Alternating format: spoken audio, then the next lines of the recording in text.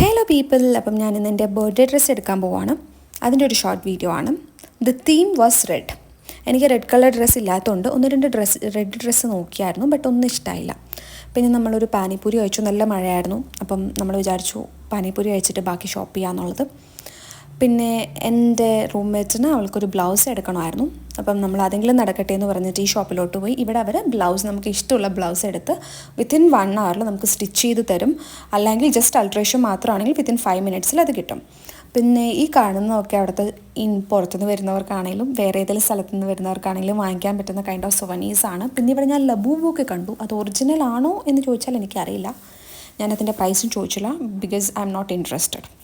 പിന്നെ നമ്മൾ കുറച്ച് ചപ്പൽസൊക്കെ മേടിച്ചു. ഇത്തവണ ഞങ്ങൾ കുറച്ചധികം ടൈമും കാശും സ്പെൻഡ് ചെയ്തായിരുന്നു.